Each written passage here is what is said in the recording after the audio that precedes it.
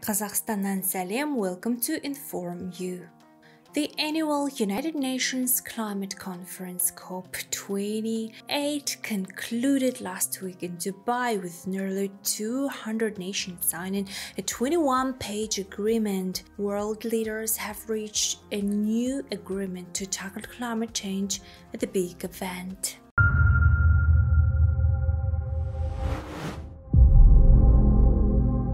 COP stands for Conference of the Parties, where the parties are the countries that signed up to the original United Nations Climate Agreement in 1992.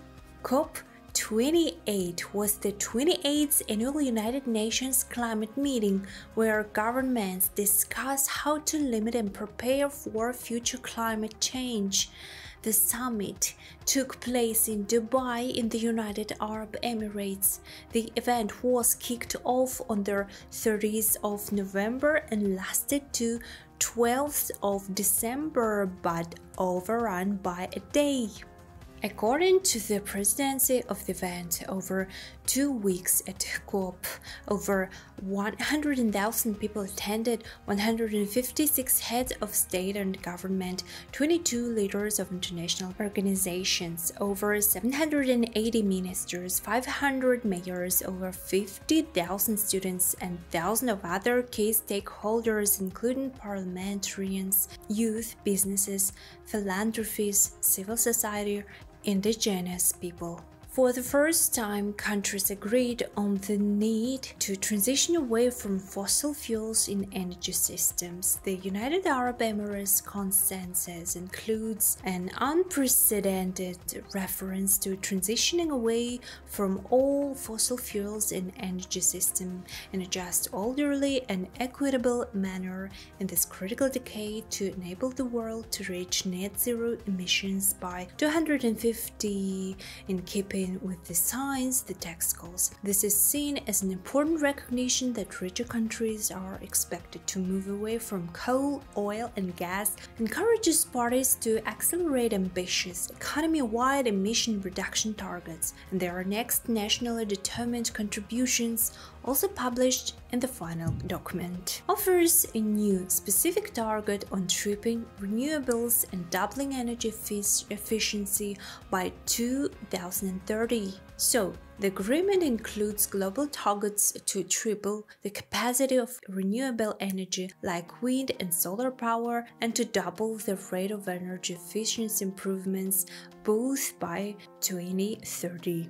Recognize the need to significantly scale adaptation finance beyond doubling to meet urgent and evolving needs. Builds momentum towards reform of the global financial architecture, recognizing the role of credit rating agencies for the first time and calling for their scaling up of concessional and grant finance. While the presidency will continue to guide, direct, and encourage, it's now up to the parties to deliver the highest ambition for their GST. On the first day of the summit, the COP28 presidency set the tone by facilitating an agreement to operationalize loss and damage, which reached 792 million in commitments by the last day of the conference. Under their action agenda, parties issued 11 pledges and declarations, including the first ever declarations on food systems transformation and health, and declarations on renewable energy and efficiency, as well as initiatives to decarbonize heavy emitting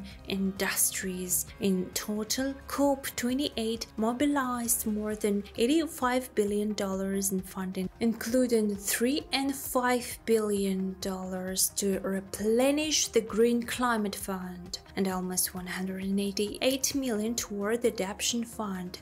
setting the pace for a new era in climate action. Also, the parties brought 52 national and international oil companies to agree on ambitious decarbonization targets. COP28 came at a crucial time for the key target to limit long-term global temperature rises to 1.5 degrees. This was agreed by nearly 200 countries at COP21, which was held in Paris in 2015. It should be noted that before the final deal was agreed at COP28, there were warnings that the world is actually on track for around 2.7 degrees of warming by 2111. Who went to COP28? King Charles gave their opening address, warning that humans were carrying out a vast, frightening experiment on the planet. The UK Prime Minister Rishi Sunak, German Chancellor Olaf Scholz, French President Emmanuel Macron and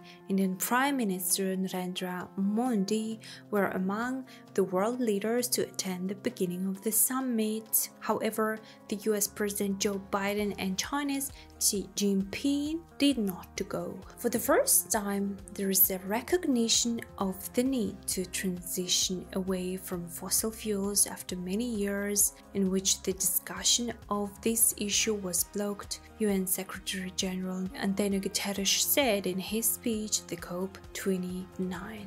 At the end of our program, we would like to present some quotes from the speeches of distinguished guests. The conference produced significant results, and we will continue to work hand in hand with the global community to advance all efforts aimed at the securing a more sustainable future for our planet and its people, welcomed His Highness Sheikh Mohammed bin Zayed Al Nahyan, President of the United Arab Emirates and ruler of Abu Dhabi.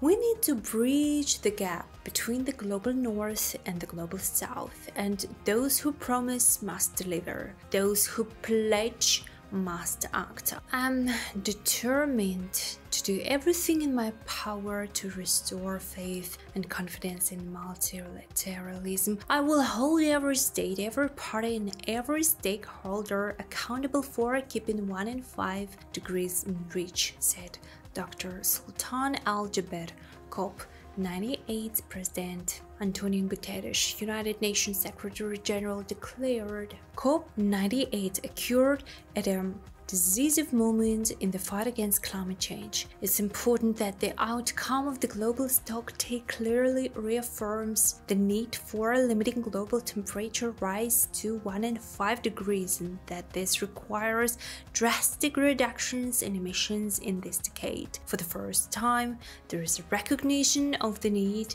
to transition away from the fossil fuels after many years in which the discussion of this issue was blocked. Ubga Hoekstra, European Union Commissioner for Climate Action, said, "This COP will mark the beginning of the end of the fossil fuels. The text we have in front of us sets in motion an irreversible and accelerated transition away from fossil fuels. Humanity has finally done what is long overdue." Narendra Modi, Prime Minister of India, shared, "There is consensus in the G20 that by 2030 several trillions will be needed for climate action, climate finance that is available, accessible and affordable. I'm hopeful that United Arab Emirates Climate Finance Framework Initiative will strengthen efforts towards this." Stay safe, stay tuned. Agreement in 1992. COP28 was their